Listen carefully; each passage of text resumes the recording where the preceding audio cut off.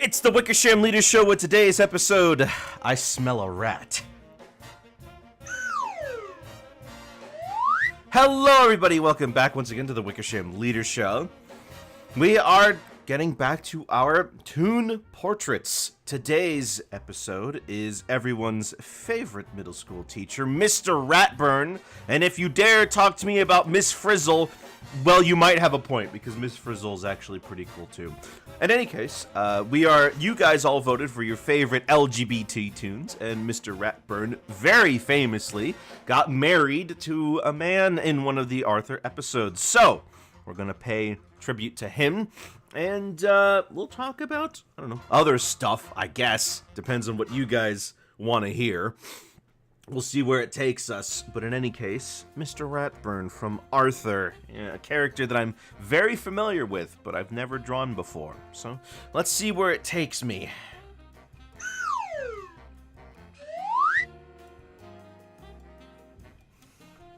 Alrighty. Let's get in there and start sketching.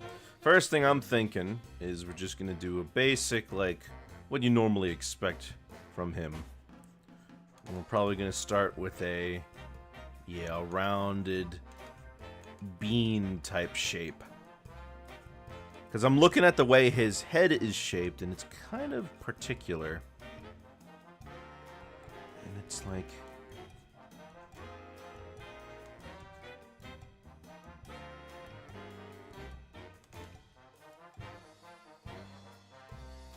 yeah, like that.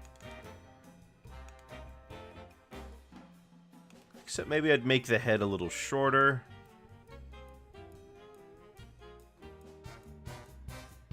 And his nose sticks out a little. And his eyes are minuscule.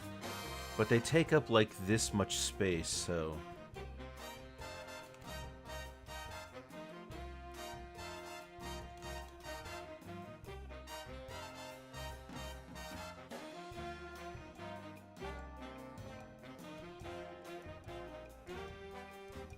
and then his ears.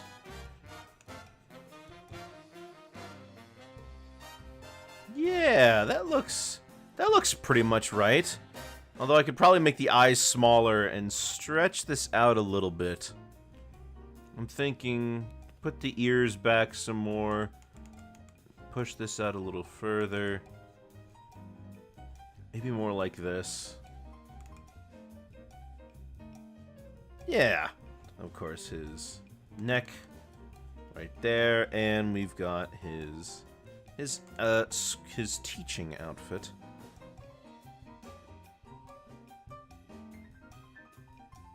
You know, to be honest, before that episode came out, I only knew him as like the teacher. I don't remember him having any particular hobbies or being in anything. I remember a lot of the other characters, mind you, but Mr. Ratburn was just the teacher. I don't think he really had much of a person. Well, he had a personality.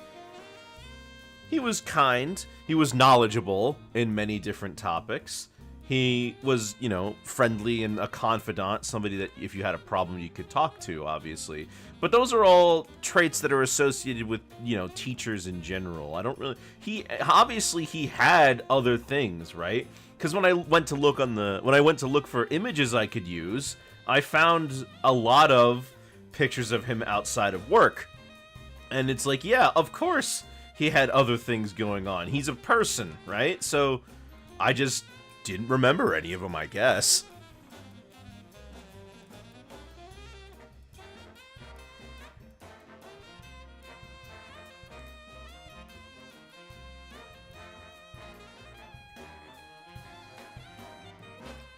I made his shoulders a little too wide. What if we shrink it down a little?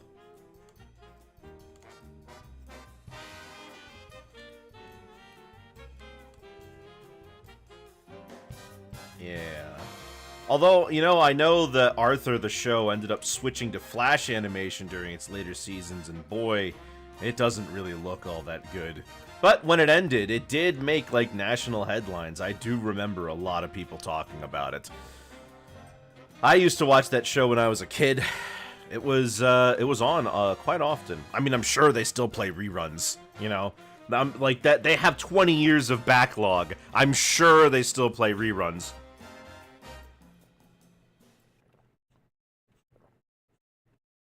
Because they're never gonna really run out of time, you know?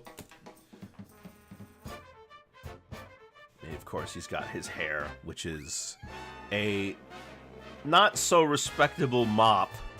It's just a lot of... He doesn't really have that much hair, does he? Something like this. I think we'll stretch this out further.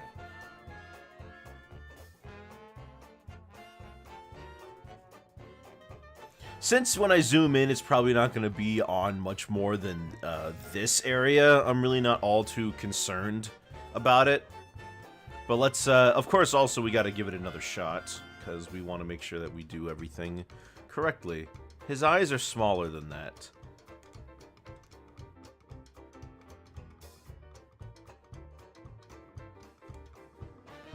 You know, I'm reminded of that picture that someone drew of, like, the stick figure that has those blue piercing eyes.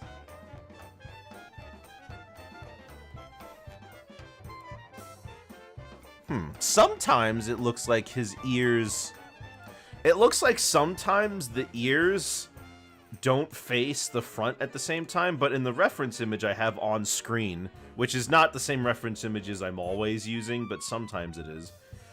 In the reference image I have on screen, the ears are pointing in the same direction.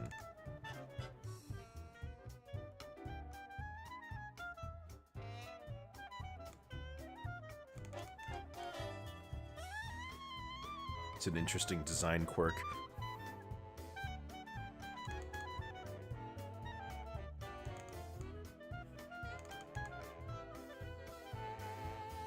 No, stretch that out a little.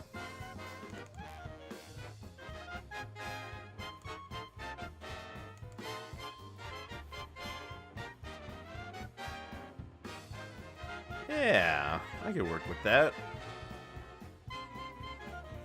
The funny thing is that the reference image I have is almost exactly the kind of pose I would have done anyway. So I guess it just all works out. But as I'm looking, I do need to make this nose longer.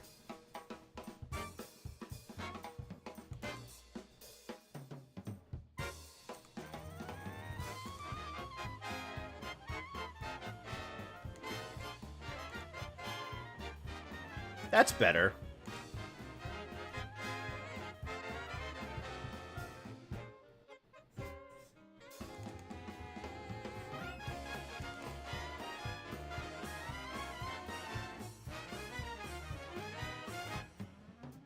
Yeah, that looks better.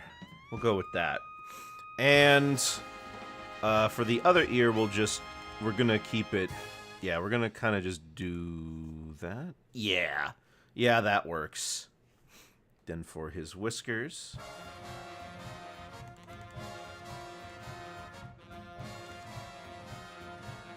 I always liked his voice. I'm remembering now. I used to really like Mr. Ratburn's voice. I don't know what it was about it, but it was nice to listen to. This should be higher.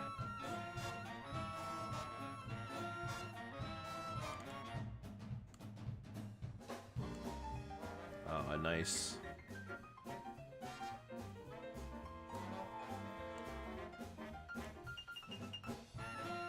That's it. There we go.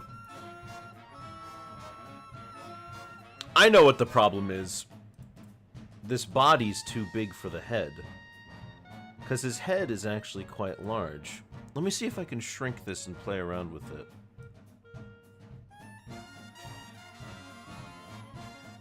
Yeah, that's more appropriate. And move it up. Move it up. Let me see here.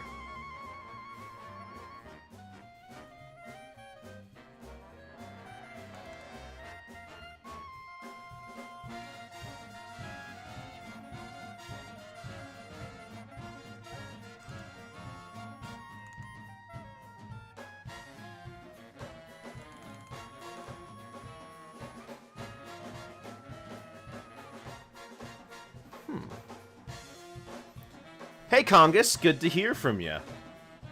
You know what? Yeah, let's pull this and push it a little bit more. Get the... There we go.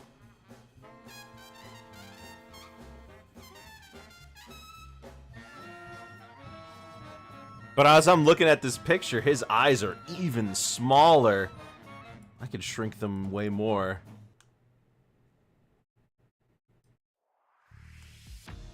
Yeah, they're more like this. Yeah. And we can also space them apart a little bit. That's... yeah, that's a little more like it. But I'm seeing some problems, still.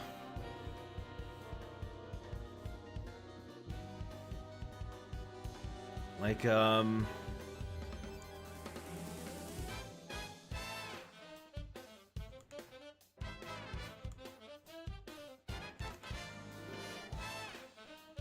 Let me see if I can push this a little further.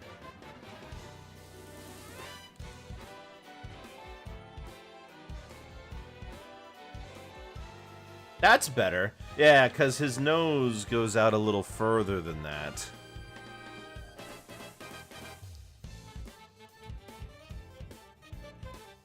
The eyes need to be farther up on the head.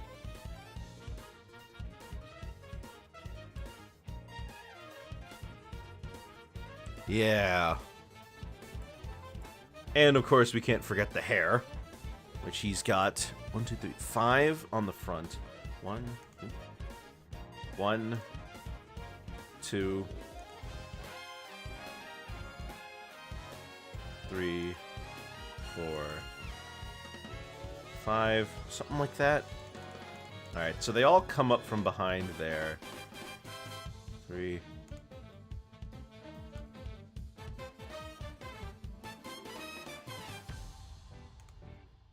And then he's got 2 that stick out of the back. A little more constrained, perhaps?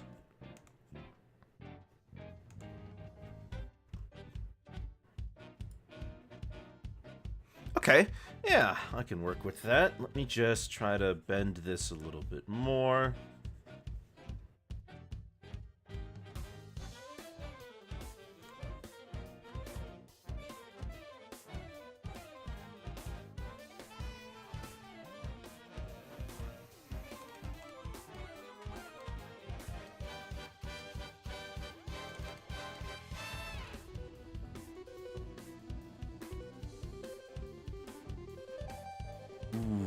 Yeah.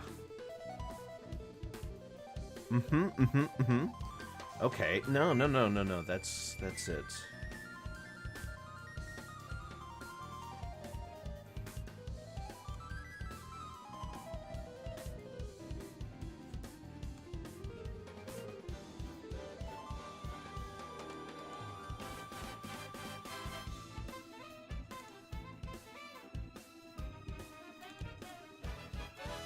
Curve this outward a little more since we see more of it from this side. Then here comes the...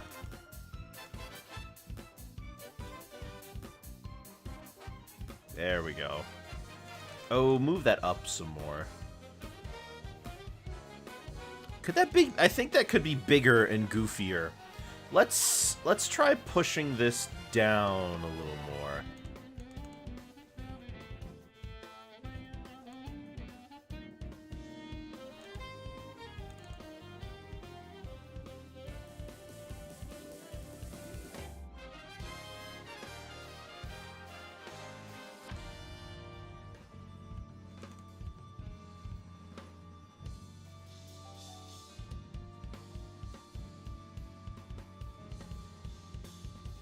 What are we thinking?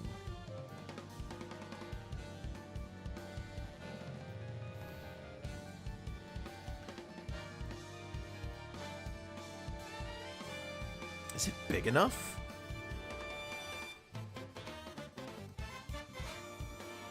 What if I just stretch it down some more?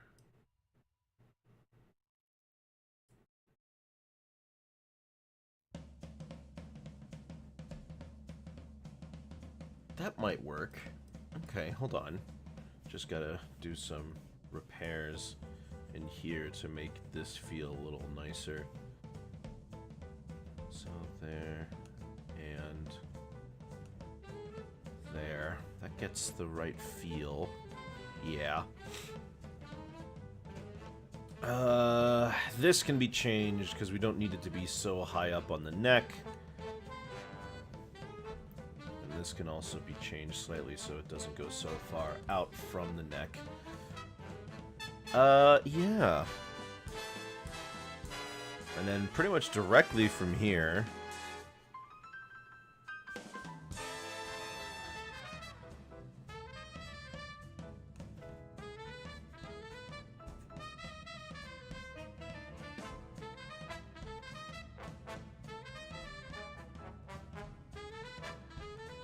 Nice.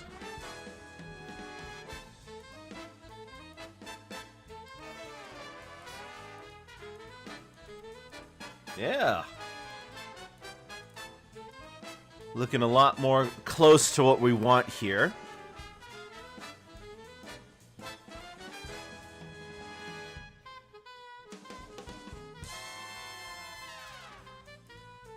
And we're just adding the rest of this in for convenience.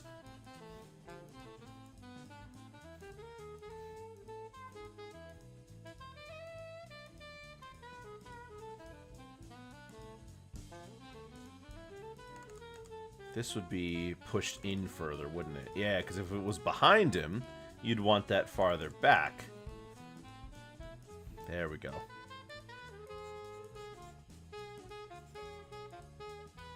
Maybe we could push this a little further down then.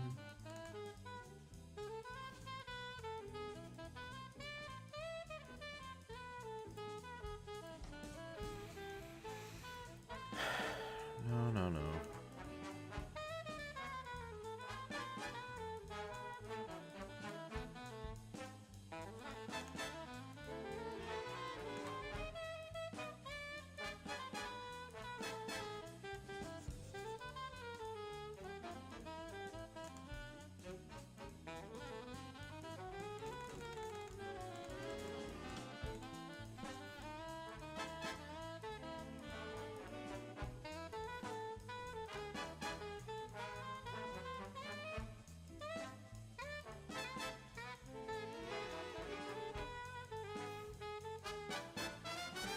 Ah, that's a little better.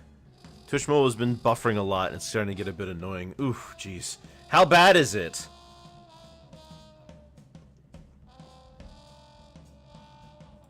Alright, yeah, I think that's our subject. I believe I will shrink the mouth though.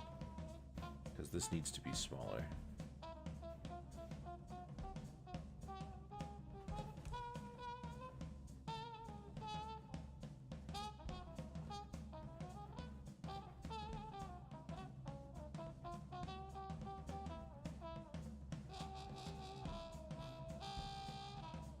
Move it a little farther back.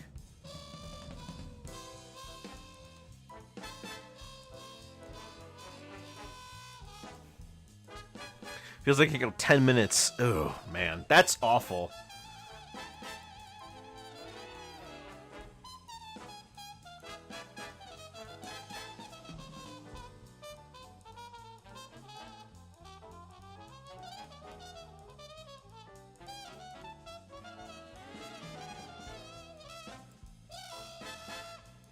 Okay.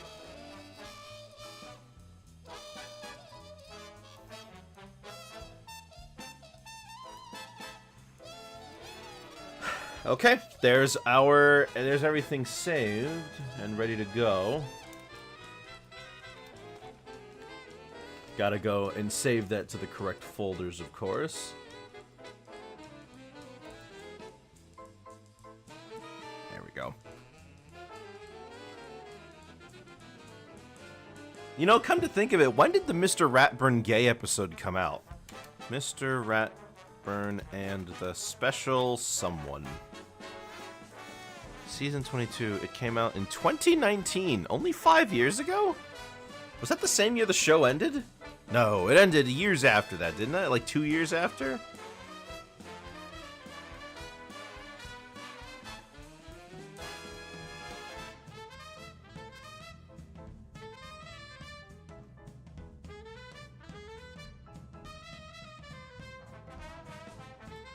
Mm-hmm.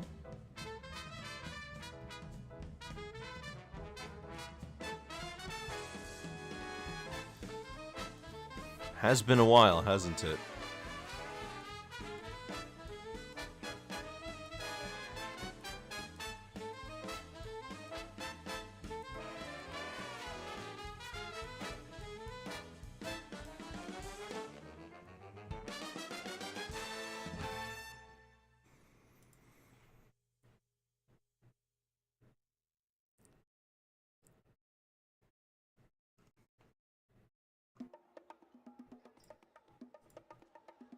Spare parts? I've never heard of this game. What is Spare Parts? Video game.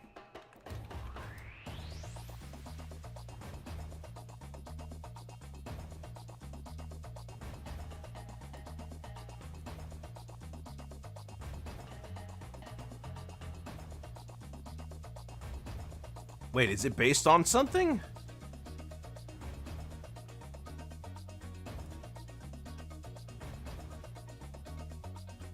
Oh, it looks like some sort of cooperative game type thing. Interesting. I've never heard of this.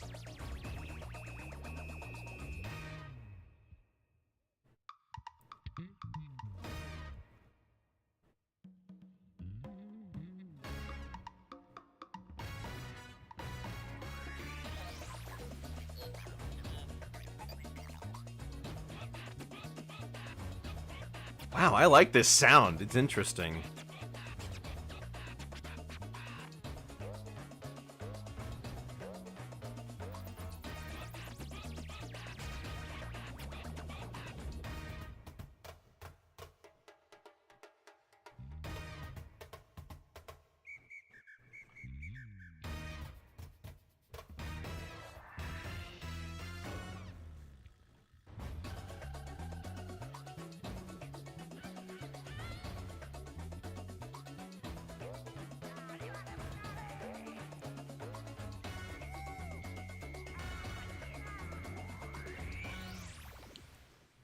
Right, I'm getting distracted. I need to get back to the drawing.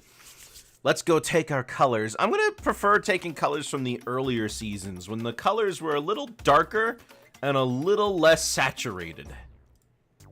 They weren't glum by any means, but they were, I don't know, they were a little different. I heard that, okay, so from what I could see about this Spare Parts game, it was like a co-op game, which sounds really cool, actually. But it also looks like that the online components were taken down some time ago.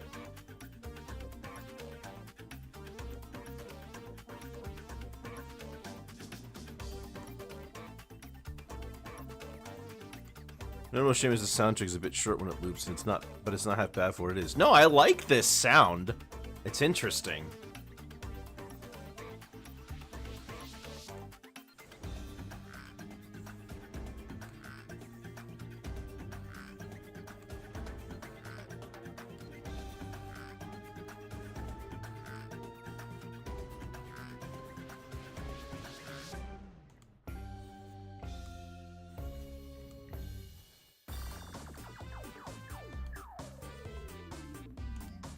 Come on. Oh, I knew I was gonna have problems with this. I always do.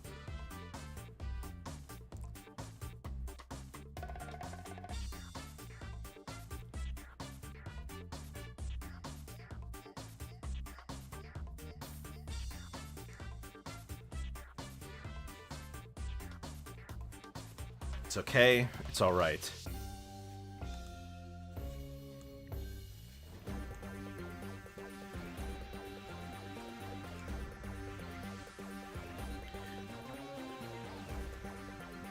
When I was growing up, the Xbox 360 was a console that I just kind of rejected. I mean, I didn't have one, mind, but everyone in my school I knew did. Hold on. They were all playing Modern Warfare 2.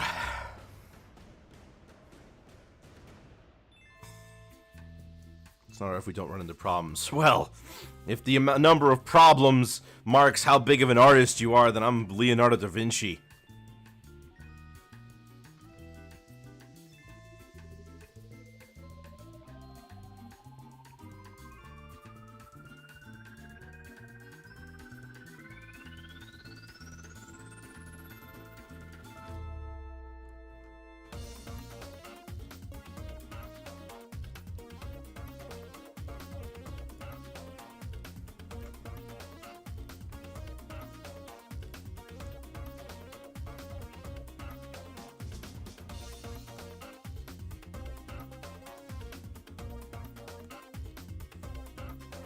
was definitely an Xbox kid. Never really had access to PlayStation or Wii at the time. My friends had Xbox as well, so it all worked out. I was a Wii kid. I was all on the Nintendo train. We didn't have, I mean, the Wii was massive. And if you were somebody who grew up with a Wii, you had no shortage of great games to play. Like, the Wii had fantastic titles, right? Super Mario Galaxy, Donkey Kong Country Returns, Twilight Princess, Metroid Prime 3, not to mention things like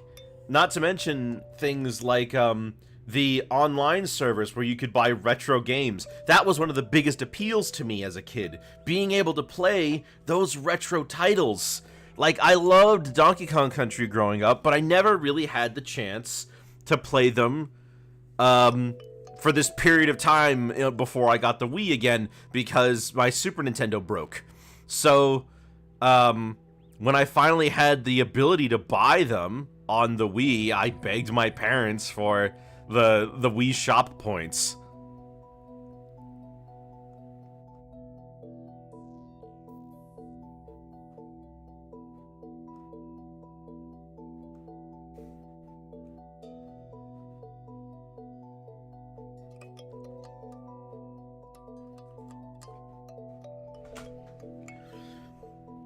Of course, as I grew older, I've come to realize that it doesn't really matter what platform your game is on.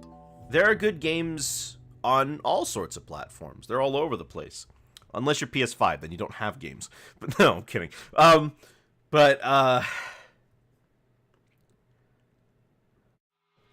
It's just, I did get caught up in the console war growing up, not gonna lie. And it's kind of embarrassing, but it is what it is. I think at the crux of it, nobody wants to believe they're stupid, right? That's not an insane thing to think. People don't want to believe they're dumb, or that they've made a poor choice, or that there are downsides to some of the choices that they've made. Nobody wants to believe that. So when it comes down to figuring out which console is better, which one's winning the console war, you kind of get into this tribalism mindset. You've got all of these things to worry about, like specs and the game libraries and the controller and like whether or not your favorite game is even on it. Considering my taste now, I'm definitely more into Nintendo stuff, but it's always fun to go back to Xbox titles. There's a lot of hidden stuff on the Xbox Marketplace. The Xbox Live Marketplace that I don't think many people really talked about. The only one that I remember getting any sort of real attention was Splosion Man. I remember a lot of people talking about Splosion Man. A lot of people played Super Meat Boy on the Xbox.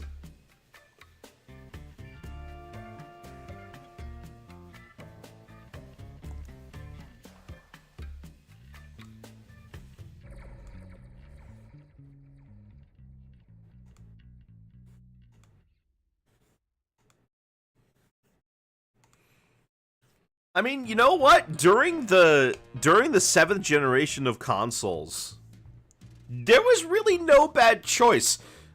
Like, the Xbox had a absolutely massive library of online titles for you to play. Not to mention, if you were into some of the first-party titles, they had you covered, of course. They had Gears of War and Halo. If you were somebody who really liked those things, of course. And most of the Call of Duties was made for the Xbox. A lot of multi-platform games were best on the Xbox because the PS3 was difficult to develop for. But like, it had an absolutely massive online store with a gigantic presence in the in its UI and marketplace. Not to mention the most robust online features. So if you were going to break out Halo 3 and play it with some friends, that was this, you know, it was easy to do so. The PlayStation 3 ended up getting a lot of its own unique titles as the system went on, and by the end of its life, it had a really nice library of games to play. Twisted Metal, Sly 4, the Ratchet titles, the HD Ratchet titles. It had God of War 3, as well as the God of War collection. Oh my gosh, the PlayStation 3 collections are fantastic. There was, oh gosh, what am I thinking of? Flower, which was a very interesting little game. What am I thinking of? There's the Cole, and he's got the lightning powers. What's the name of that game? It's by Sucker Punch. Gosh, what was the name of that game? It was by Sucker Punch. What's it called?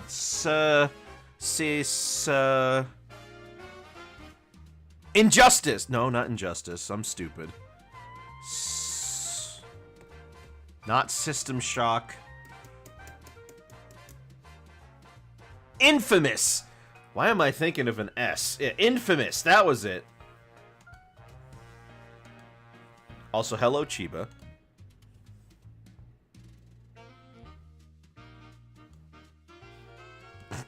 Is that the growling noise?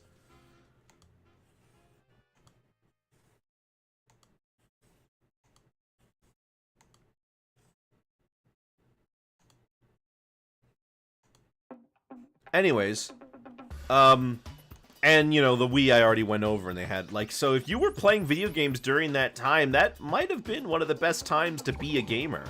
There were tons of fun games coming out all the time. You never really knew what was going to happen next. You got a nice balance of remakes and original ideas still coming out.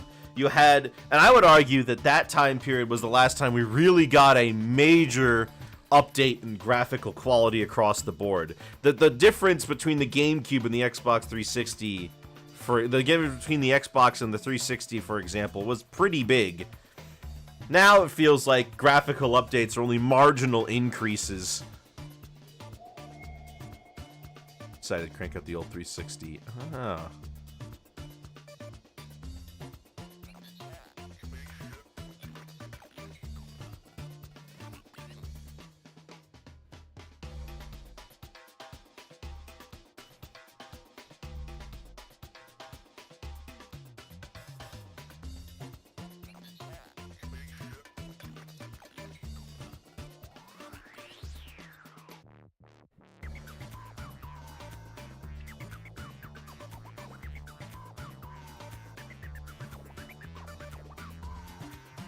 I like this beat. It's a very nice beat.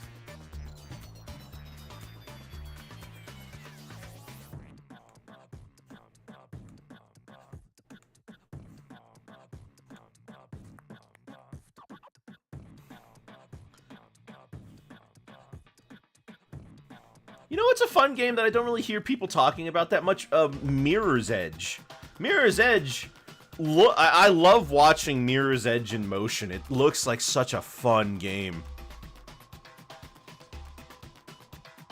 Just surprised to allow you to be released in an incomplete state. Oh, you know what? Now that's something that hasn't changed. I remember hearing that complaint all the way back then when it was about, you know, EA and their incessant release schedule of bringing out a game and it's crazy unfinished, or it feels like there's not enough content in the main game. So they, you know, give you DLC to make up for it.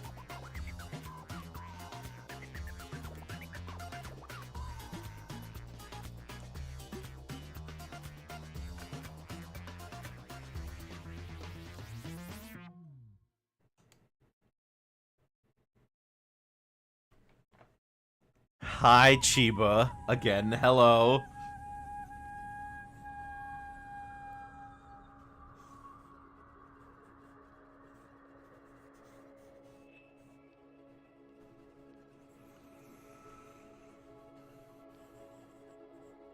I suppose it's a lot of nostalgia talking, but I remember the Wii era very fondly. I remember those days when I would sit around and I'd be super excited to just play video games. Of course, I love video games now, but I don't love them like I used to. I used to be super excited to get down and see what was coming out and really just go all in on it. Like, I would play Super Mario Galaxy for, like, from dawn till dusk.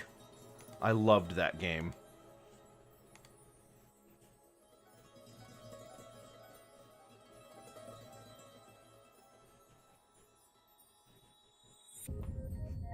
Of course, I engage with games a little differently now, I suppose.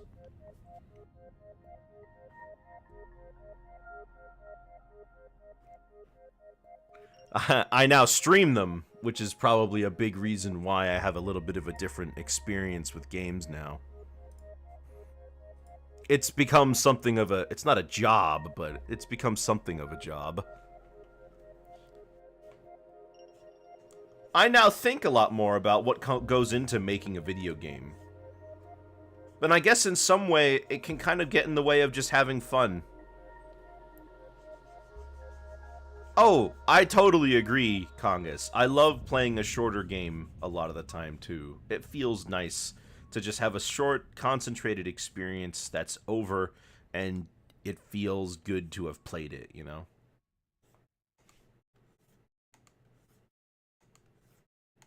Hello, Tyson. What's got you so glum, chum?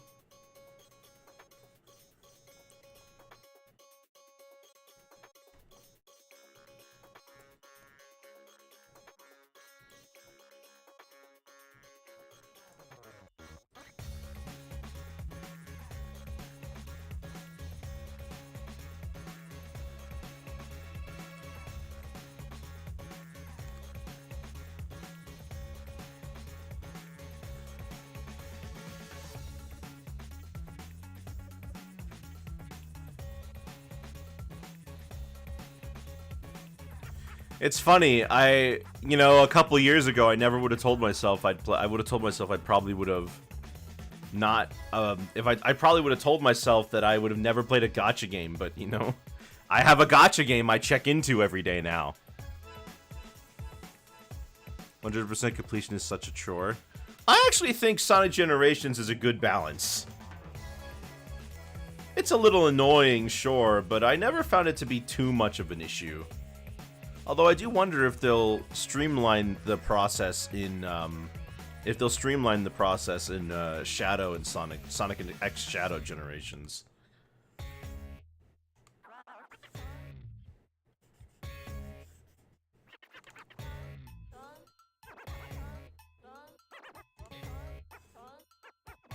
Ah, that's better.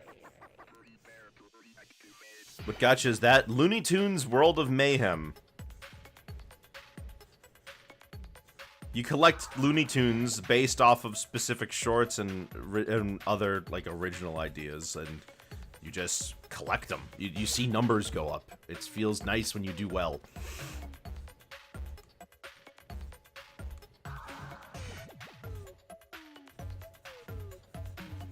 I mean, I remember most people started talking about that game, or rather anybody started talking about that game in my circles when they added Big Chungus.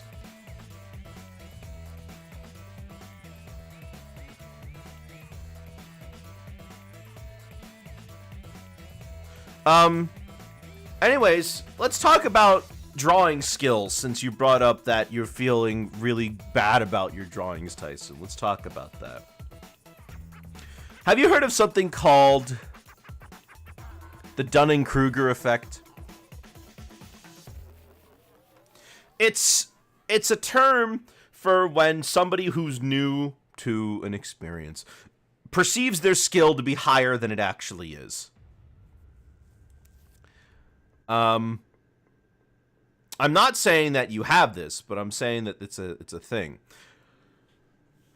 What the thing about the Dunning-Kruger effect is eventually it wears off.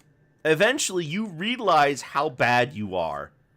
And then you get into this other thing where once you start to understand how bad the work actually is, you underestimate your skill, and you find yourself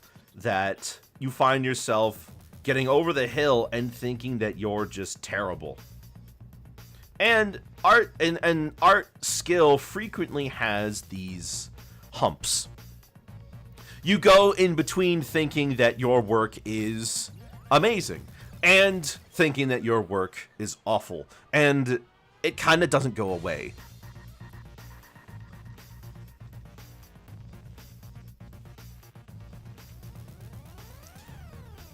And this is true of any creative field, not just art.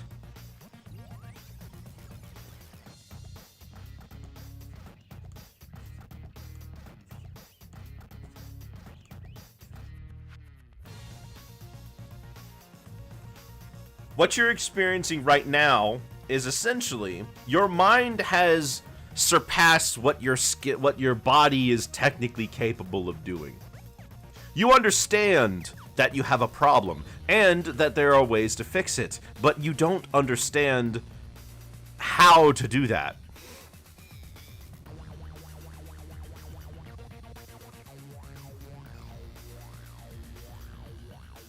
Everybody experiences this forever. Like, every artist experiences this all the time.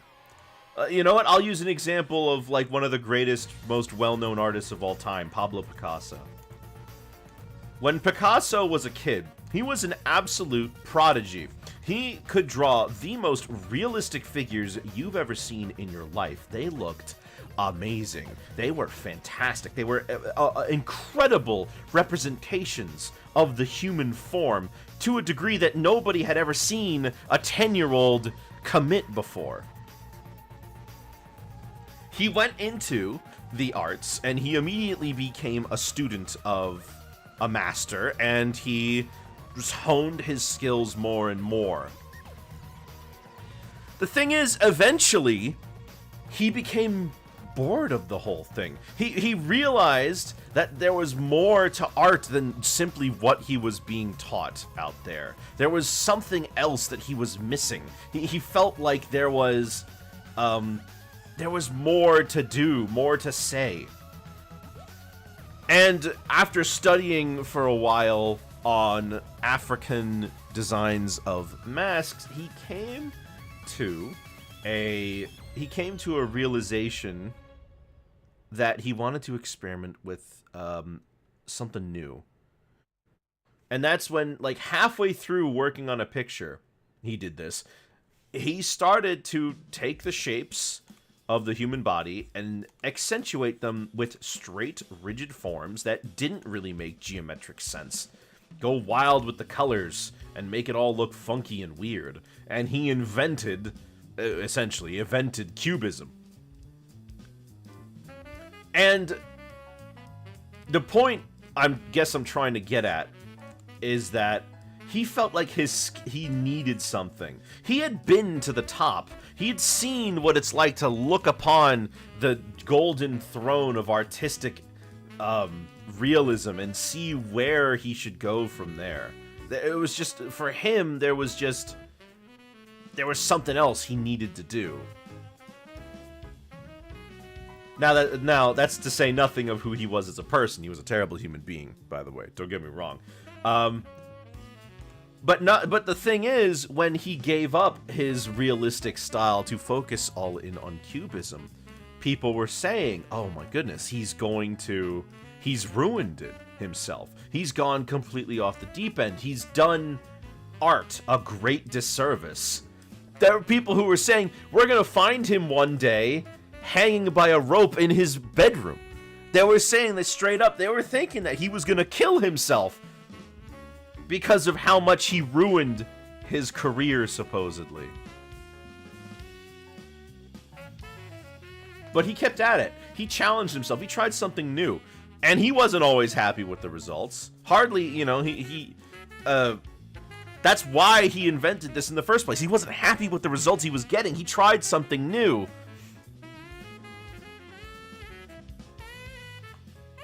Now, not everybody can be Pablo Picasso. That guy might have legitimately been a genius of some kind that's like once in a lifetime, that's kind of impossible to really replicate. So don't go comparing yourself to Pablo Picasso.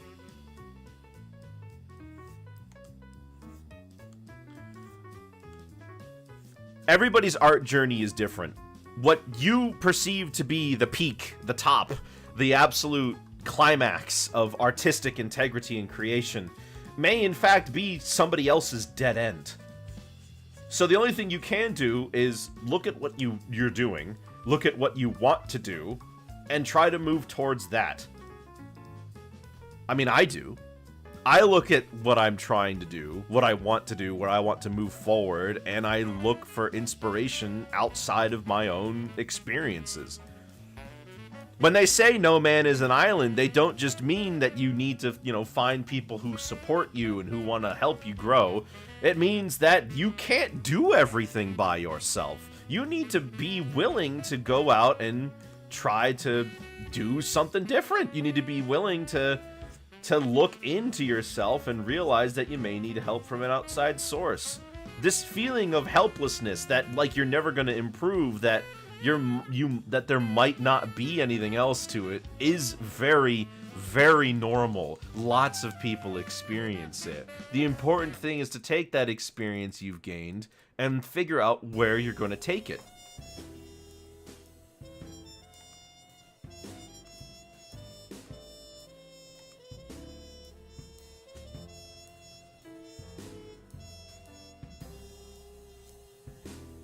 Art is not simply a summarization of technical skill. It's a representation of who you are. It says things about you, what you like, what you want, what you think things should be like, what you think they shouldn't be like.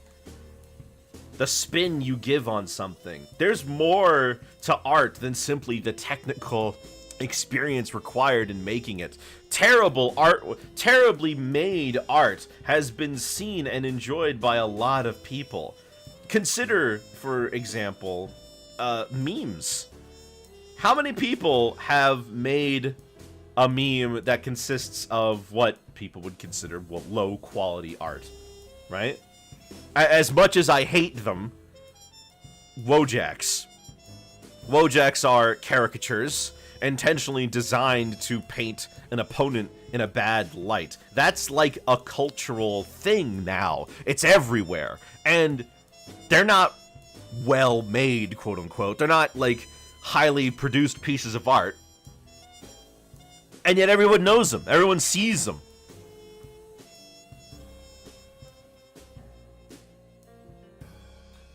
So my I guess to wrap this up and to wrap up my point, everything you find bad in art is another part of the process. You gotta suck a lot before you start to make something that you think is good. But also, don't measure success the same way that everybody else measures success. Your own goals should not be dependent on other people.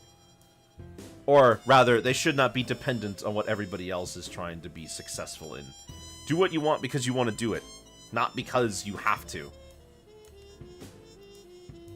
Especially if it's something like art. Especially if you're not trying to turn this into a career. Or even if you are, I guess. But then again, what do I know? I'm just a VTuber. But that's what I think.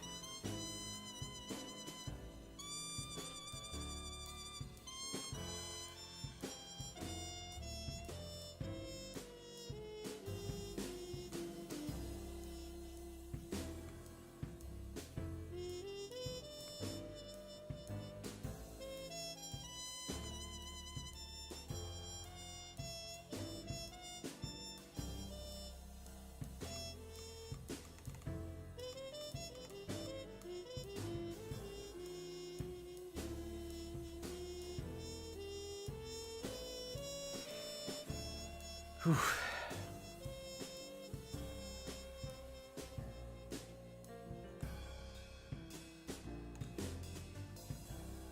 I can't remember the last time I actually watched Arthur.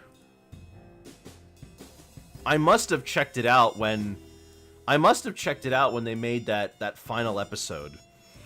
Because everybody was talking about it at the time.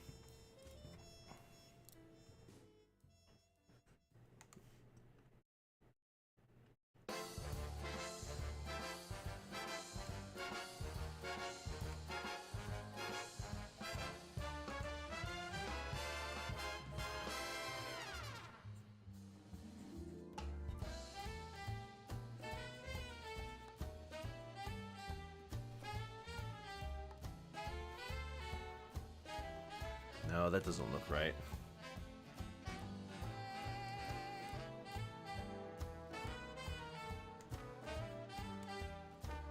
There we go, that's better. It bulges out a little bit.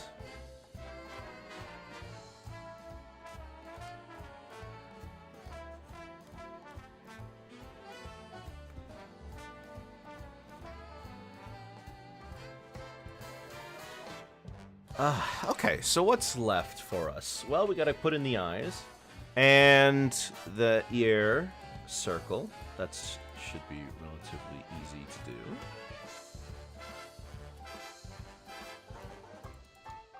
Should be pretty much right here.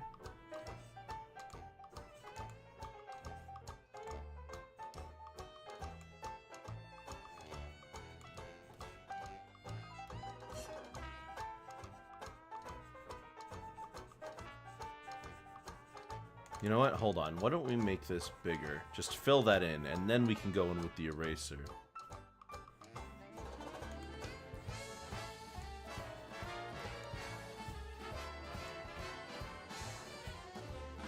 There we go. Very nice.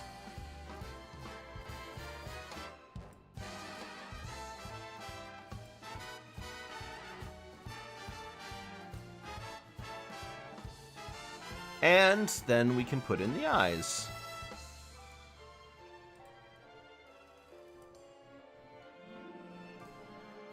This one should be a similar story.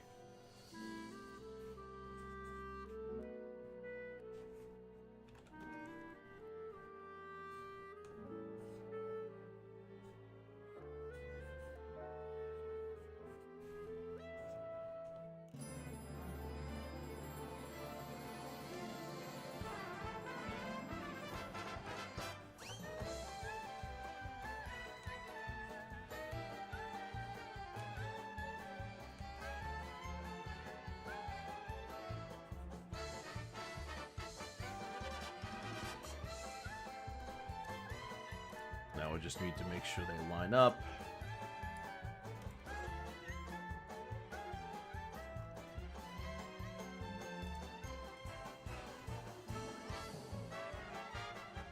Yep.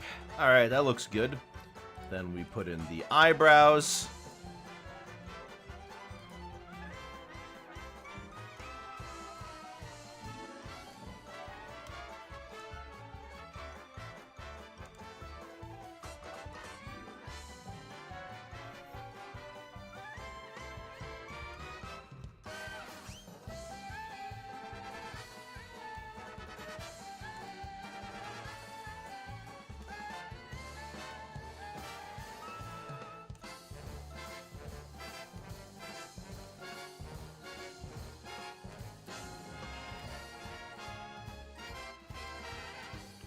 And put in the eyes here.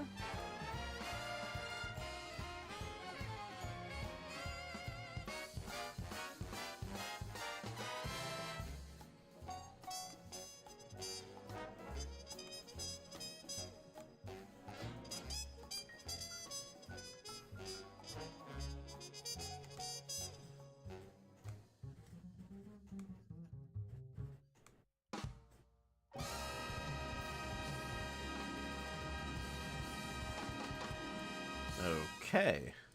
I guess alongside the eyebrows, we could put in the whiskers.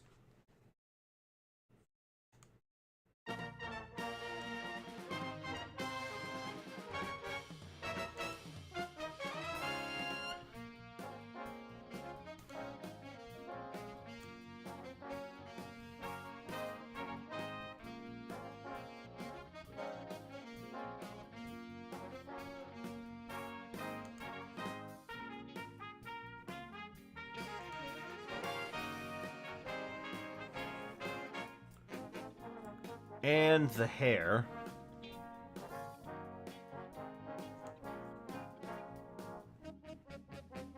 Now we got a bit of an issue we run into here, but I think I can figure it out.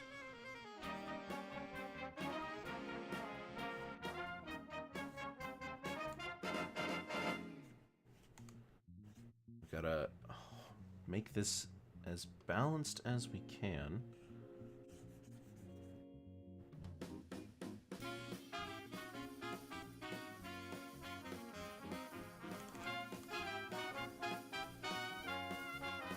Hold on.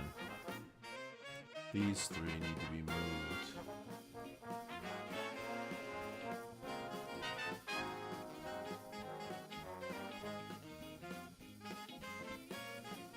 There we go. Yeah, that works. Okay.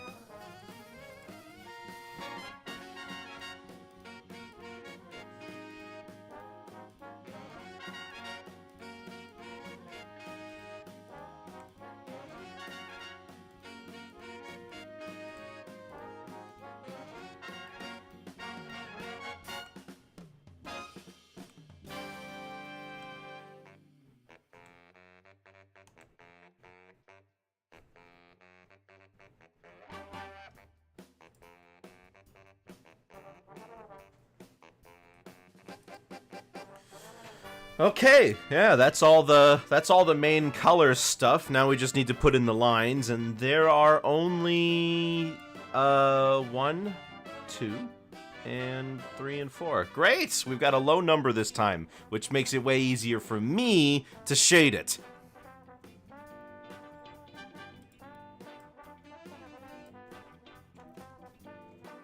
Can't forget to save. Save often.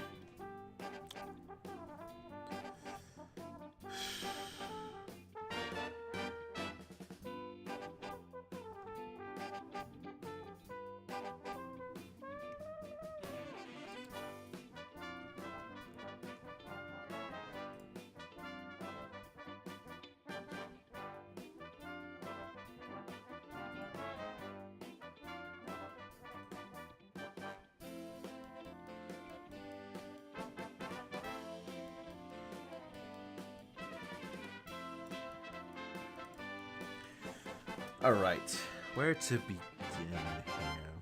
No, let's just start with the simple stuff, and we'll work our way. Well, it's all simple, really. This one's easy.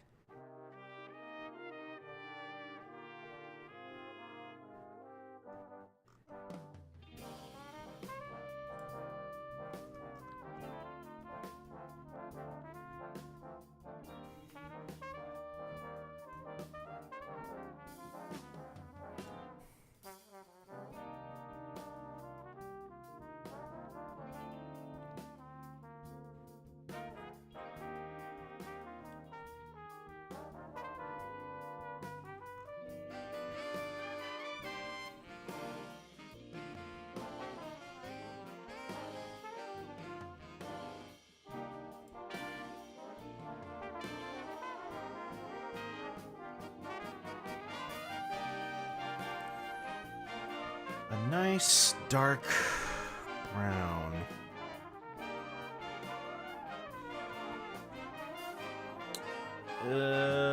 What color? What color? Maybe, no, it's too red. Yeah, that might work. Ah, maybe not. A little too dark, perhaps.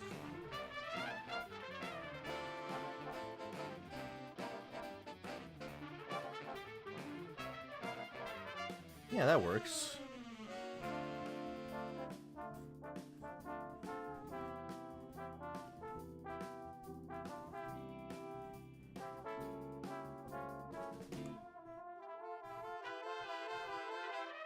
Ooh, almost got it perfect. So I can just move this slightly, and it'll be great.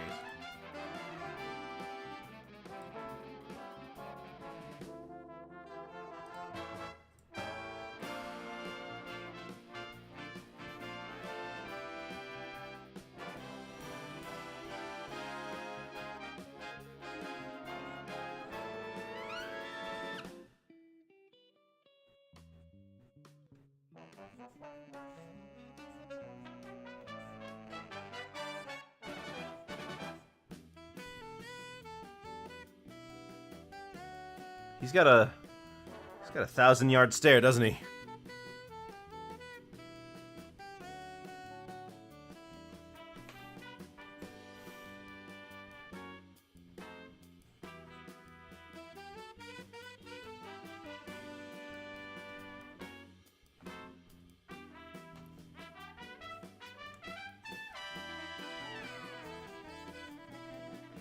There we go. Clean this up.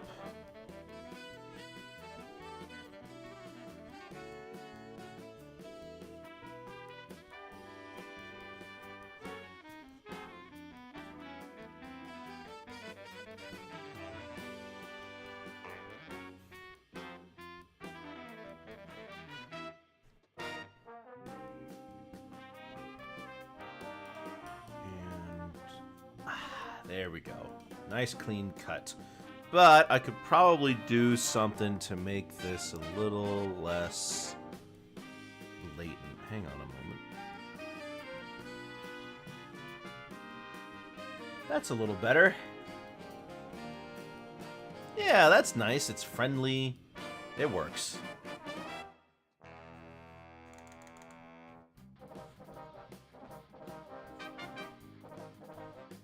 There we go.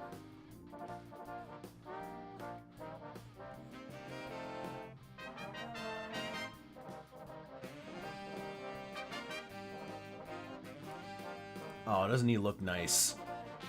Okay, then we'll just do the shirt.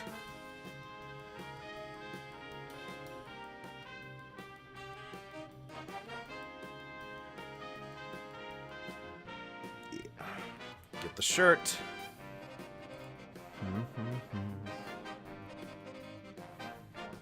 And I've strategically designed this so that I don't have to go and do all these crazy lines anymore. I only have to do a little bit. There are some that are unavoidable, but with my new techniques, I've been trying to avoid having to go in and make all these extra lines with the airbrush. It creates a lot of problems where the depth doesn't really look too good, and it feels super flat. I mean, it is, but like you don't want it to feel flat, obviously. Right? We're trying to avoid it from feeling flat. Trying to do all this nonsense so that it doesn't look 2D.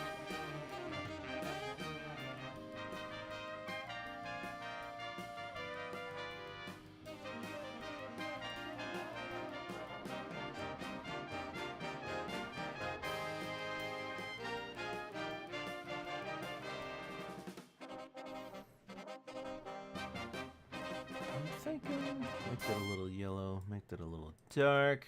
It should be good.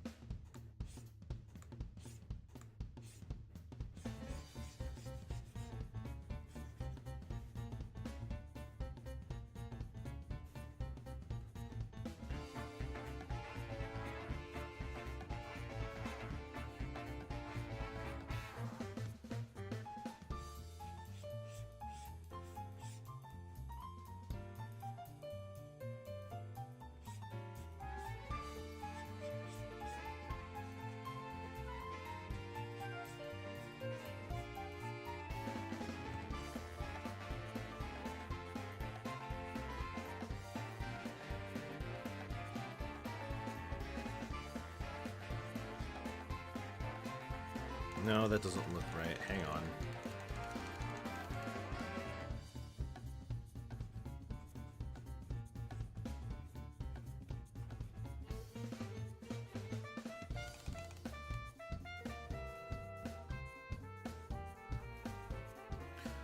There we go. That's better. But I do want to do one more up here, because I think these should be separated, instead of what I was trying to do before, where I made them look like they were the same one. Because it's a seam in the coat, or the jacket rather. It's a seam. I mean, you got to give a guy props who wears the same thing every day to work, right? I mean, I'm sure we've seen that one picture of the one teacher who wore the same outfit to picture day every single year for like 40 years.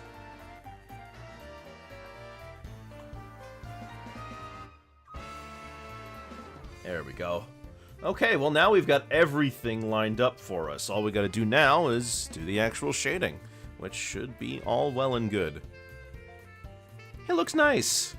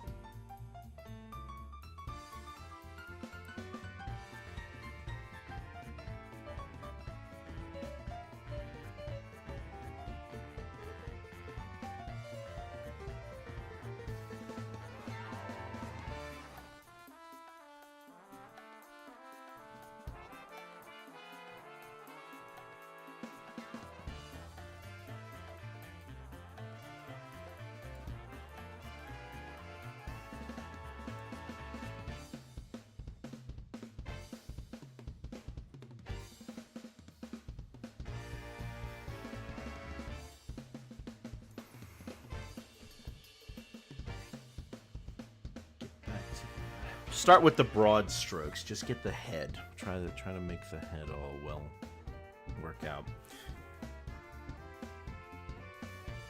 This is gonna be a little tough, but at the same time, it might be a little bit easy. I don't know. His head is a nice geometric shape, which should be fun to play around with. Let's see what we got. Oops. There we go.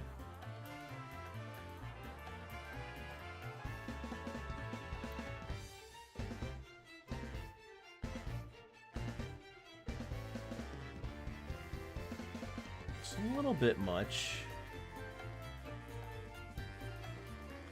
Giving my dog a bath, so I'll probably be back later, unless you finish before then, but looks good so far. Oh, thank you. This is going to be a quick one. I wasn't expecting it to be so quick, but I've been doing these a little faster lately, so I'm happy about that. Cosmo was surprisingly quick, which is great.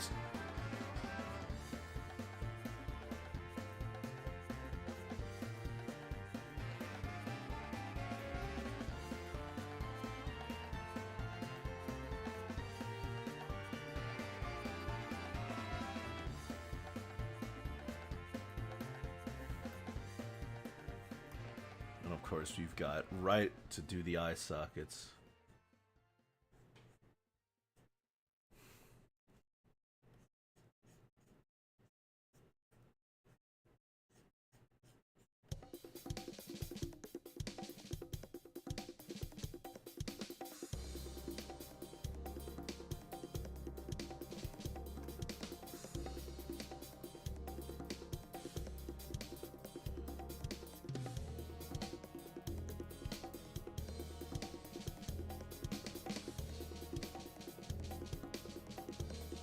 Let's see. Anything I should be putting on here? Maybe playing around with this a little.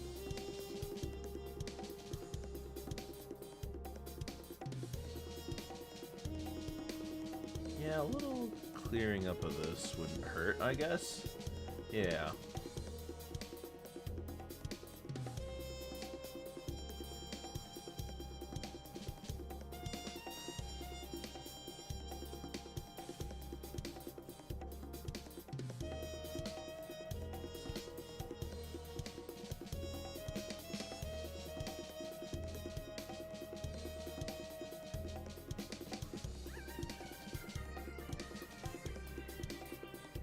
There we go.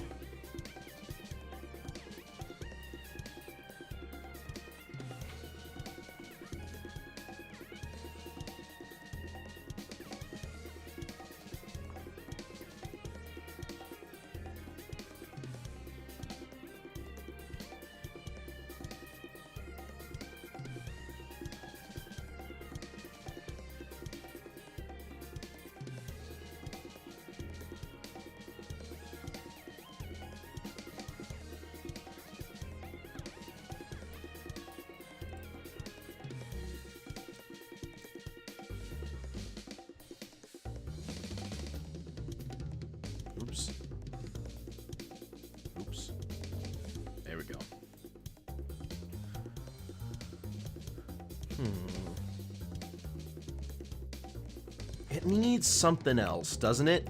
It looks a little basic. Let me try to go in and see if I can play with some lighting effects.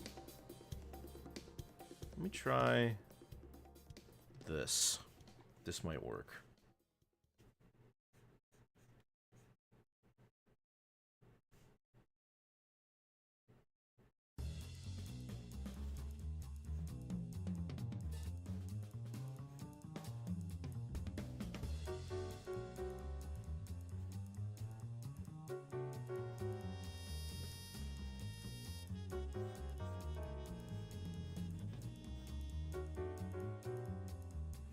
No, no, no.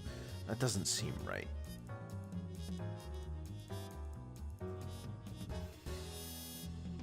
What if I just kind of did this instead? Let a little bit in on the designs, lending themselves more to... that might work.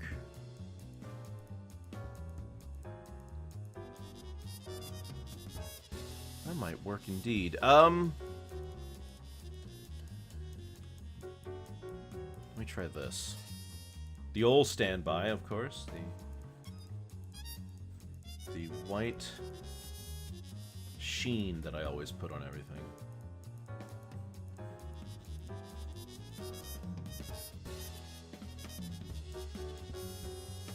Okay, that helps a little. That gives it some three-dimensionality that it needs.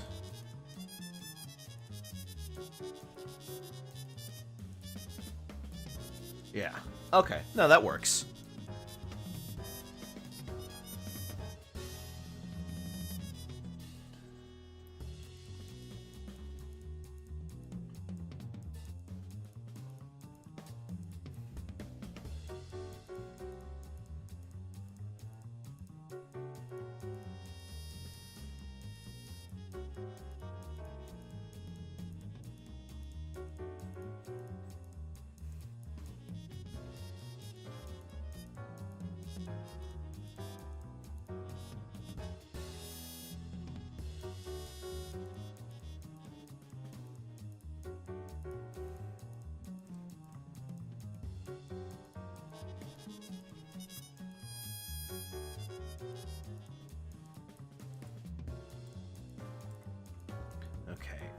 From here, I can just quietly add this to give it some depth.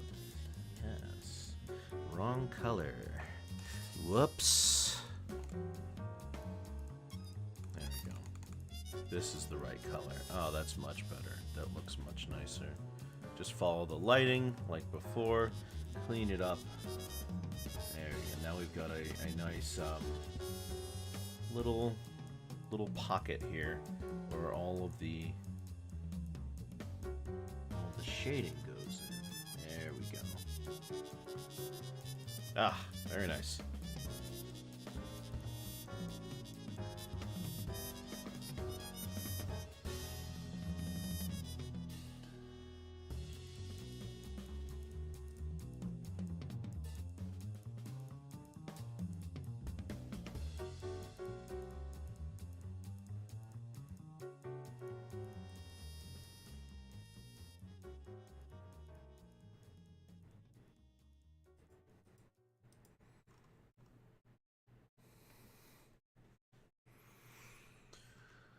Okie doke.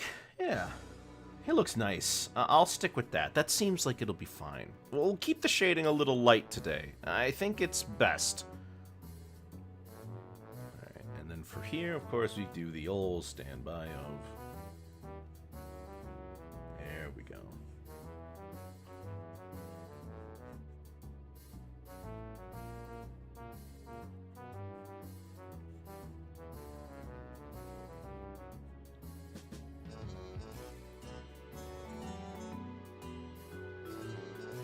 Lovely.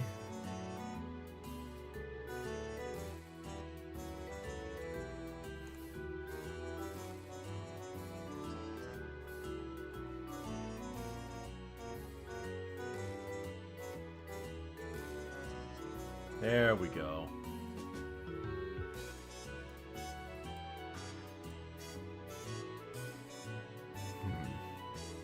Yeah.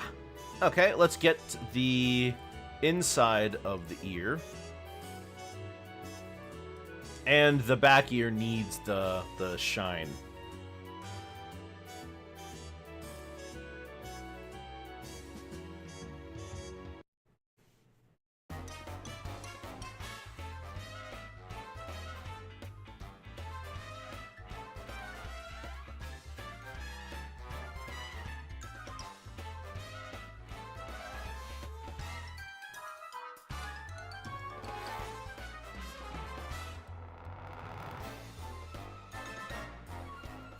This looks like it could be pushed more.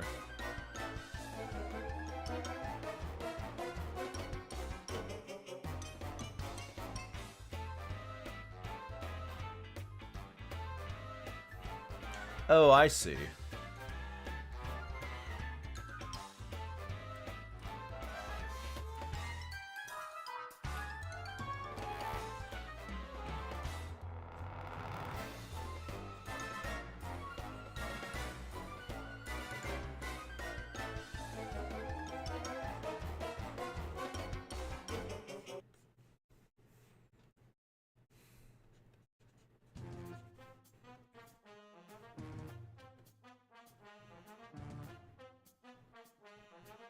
There we go.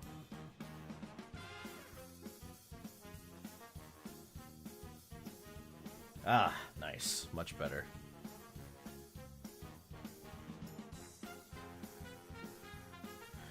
Perfect, perfect. And of course that back here we need to put a shine on as well.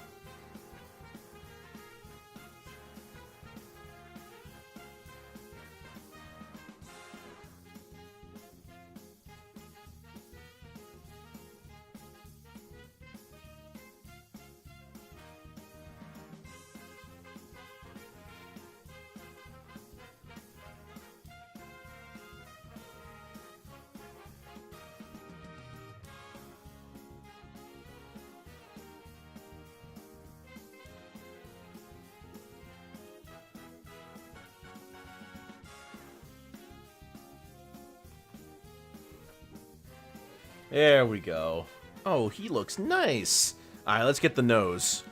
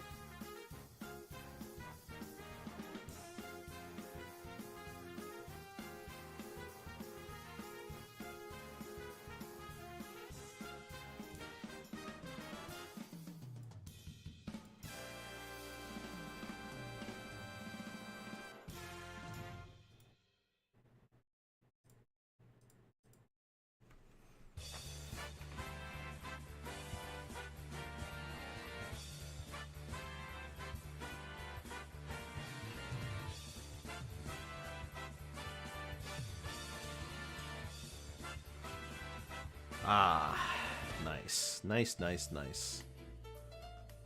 How does it look if I turn this off? Can it be... Okay, yeah, if I put a background color on there, it'll be legible a lot more. Okay, so what next? There's those things. Alright, we'll take care of them.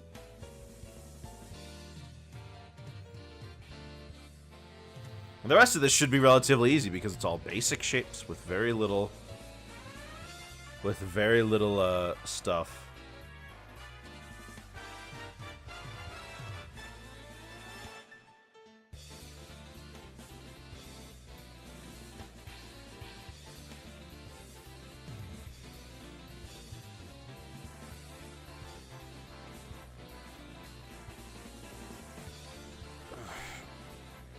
stretch, stretch, stretch. Yeah. Ooh, ooh, oh. Hold my arm a little bit. Okay.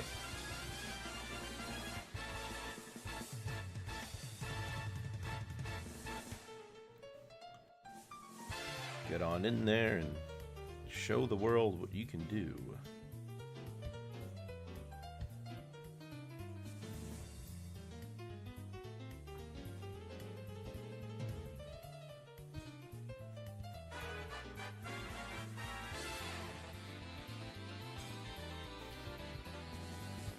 And then underneath, we got to make sure that we can still see under. Yeah, there it is.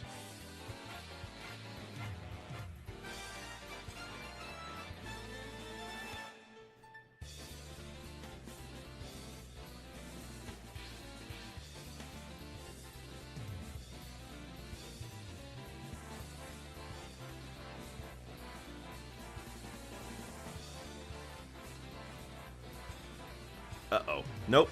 See, this happens to me all the time. I get very carried away and it turns muddy. Let's be a little more conservative with our applications of this.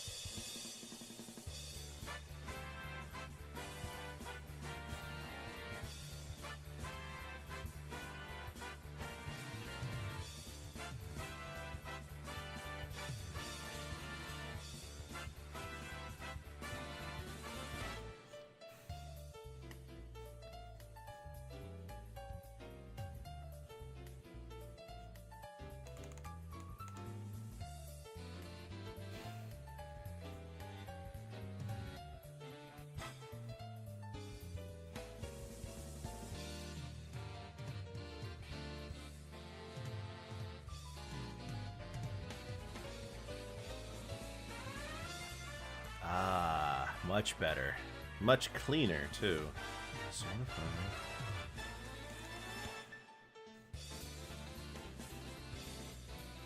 there we go. And we can add a little bit over here, and a little bit over there. There you go. Ah! There it is. Okay, and then we do the same for the other side, except it's going to be more obvious because of the shape we're dealing with here. It would be bigger. Like that.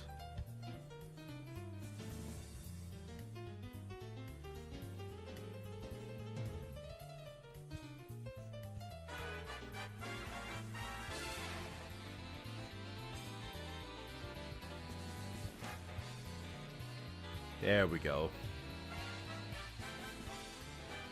Clean this up a little. Make it a little... Yeah, try to match the color on the other side. Perfect. Go in with this.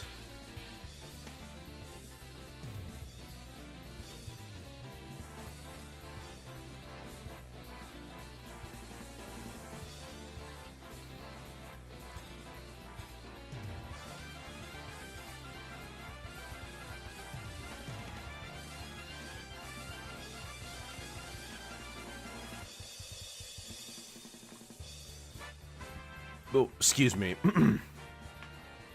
Okay. Let's get the tie.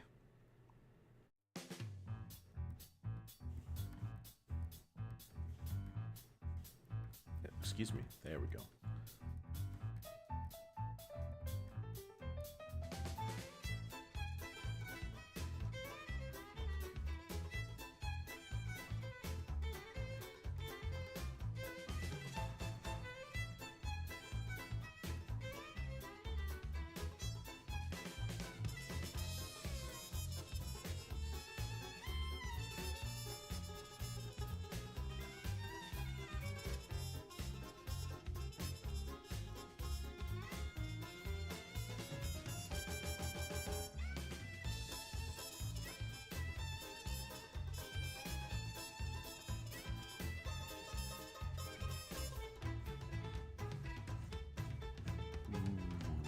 Yes. You love it when the colors come together and it starts to resemble like an actual shape.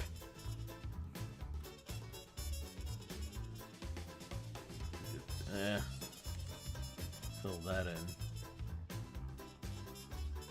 Plus. Ooh. Oh, it's part of the face. There it is. Gone.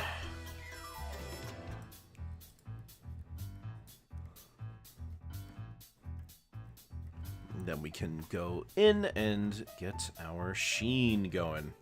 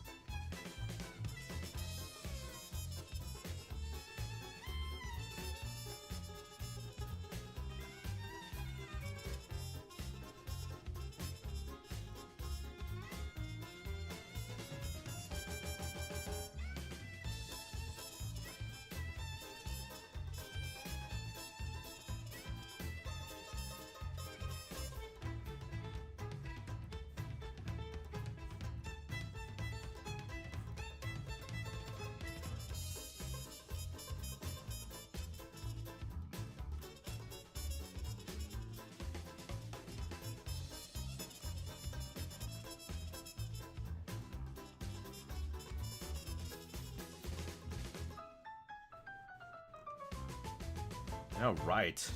We've got that all taken care of, which means there's only one or two things left to do. We've got this part around the neck.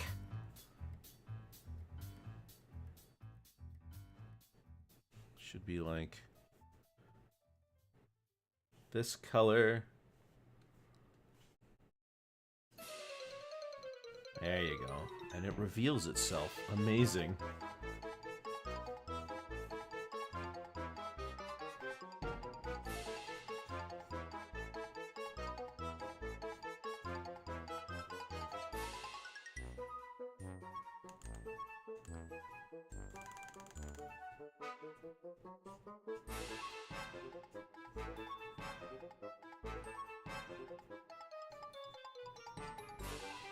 There you go. Just kind of get the vague sense of all the shapes you want there. We're going to go over it a little bit later, but I think we've got everything we need here. You don't really need a lot for this one, because we're going to be doing this.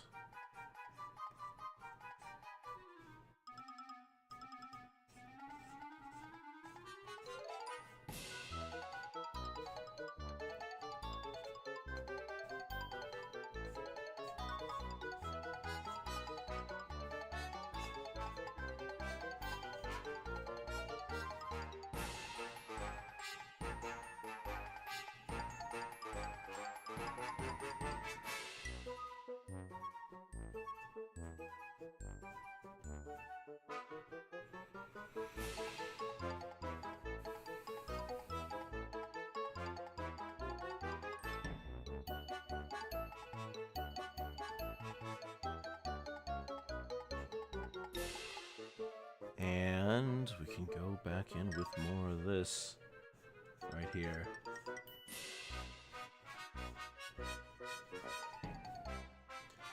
Yes, but make sure that we get it appropriate, because you don't want it to be too much, because that's how you lose everything. That's how you lose all the shapes.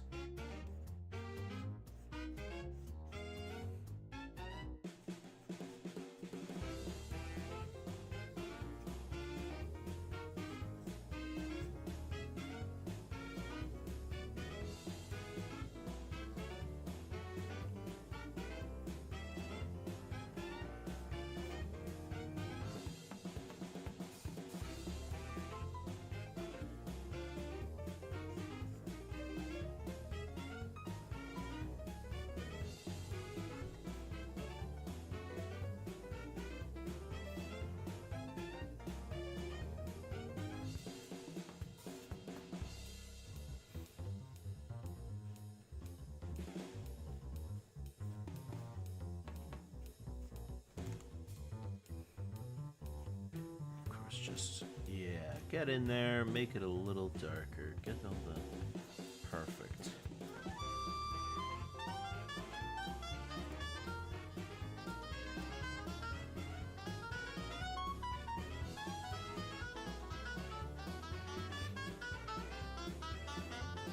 Okay, yeah.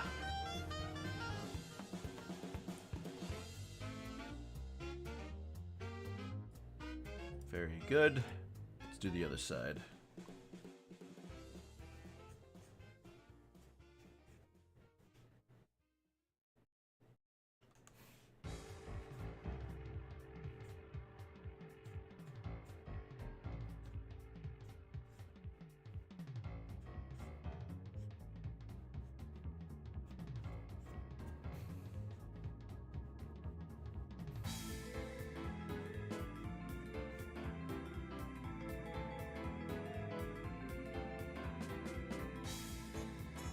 And we go in with the white to try to get this to be a nice, clean sheen.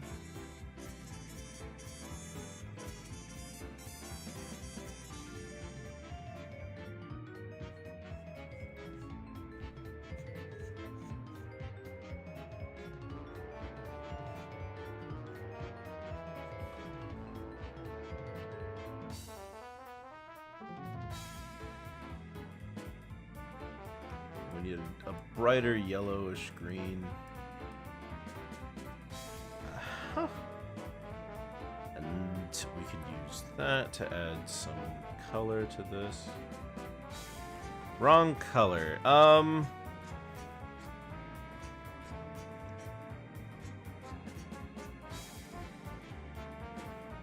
What if we did this? Okay, not bad, yeah. Yeah, we can use this.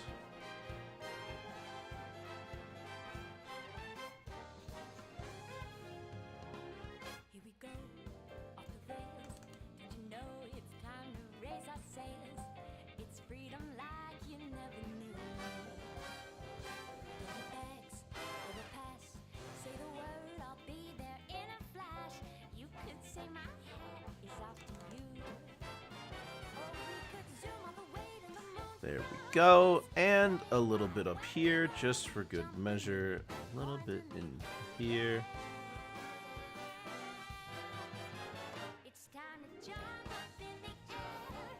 Jump up, don't be scared. Jump up and your cares will soar away. And if the dark clouds start to swirl, Nice. I think we got it. Yeah. That's Mr. Ratburn. Not bad. Okay, so now we got to do a background. Arthur backgrounds are usually pretty sketchy. But if I could use something from the title sequence, that'll be a nice way to speed things up, won't it? Oh, hey, yeah. That's it. We'll do a nice green plaid.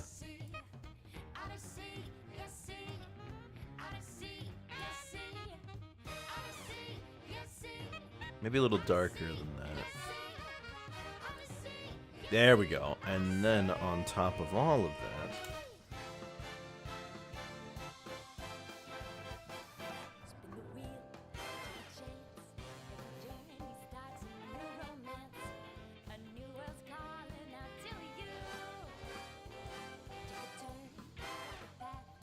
Find a new addition to the cast. You know that every captain needs a crew. Take it in strides, you move side to side. They're just different points of view. Jump with me, flip coins with me, yeah. Come on and jump up in the air. Jump without a care. Jump up 'cause you know that I'll be there. and then You're short on joy. have some red or like an orangish. So go and stay up your game. Toes begin to toe. This rhythm is the power. Yeah, and we can have a light orange going up and down.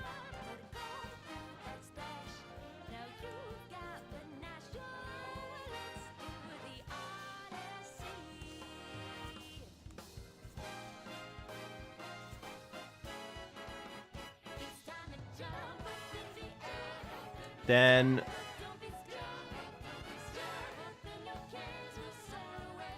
above that, we've got a yellow.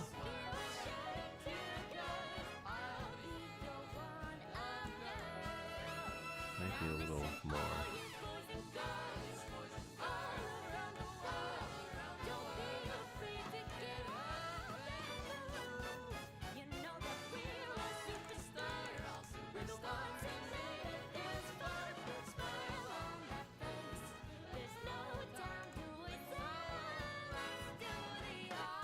And then got a big dark red.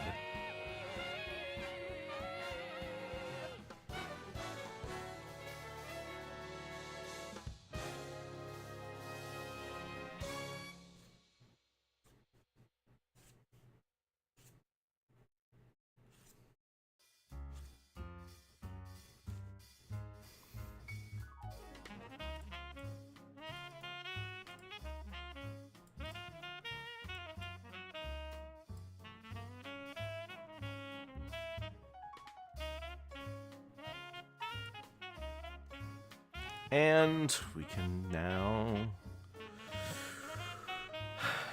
add a shadow behind him.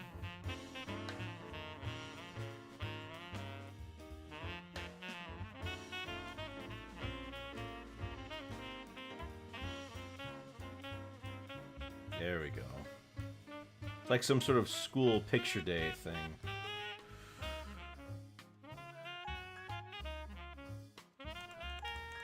Wait a minute.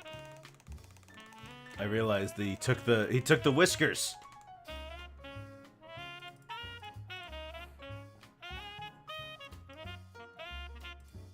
There we go. Make a nice blur. And above that, we've got... Yeah, there we go.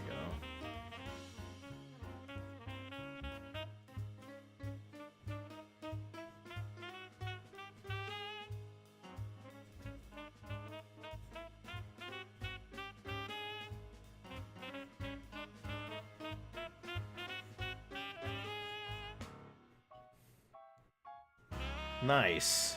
Okay, and then I need to sign it, and then we're done.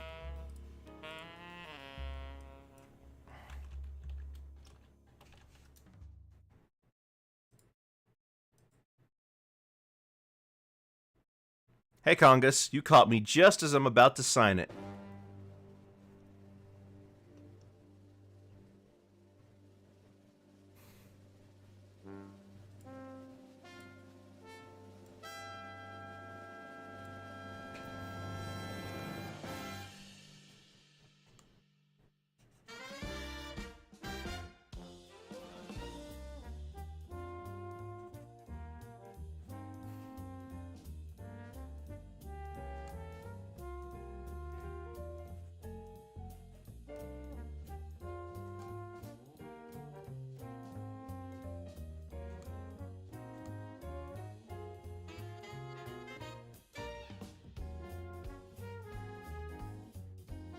Looks fire. Thank you. This one actually turned out quite nice, and I like how the 3D effect ended up working with the blurry background.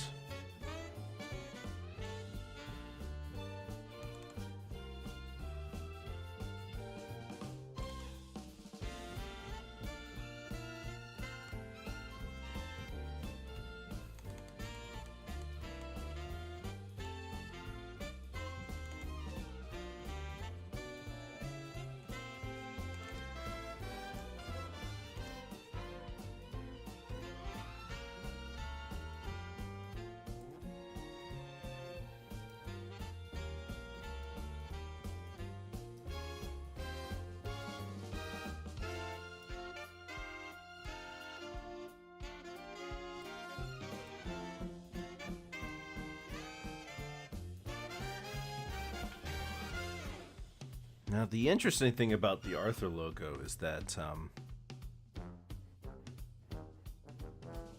they have a slightly different. They have a slightly different shape underneath.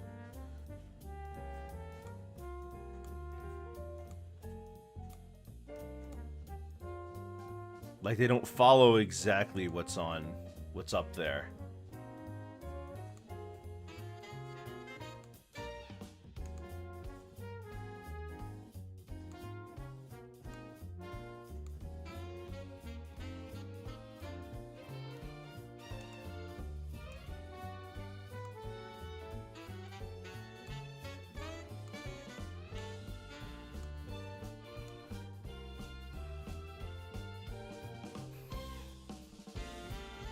Alright, not bad. And there's our Mr. Ratburn for Pride Month. He looks handsome, doesn't he?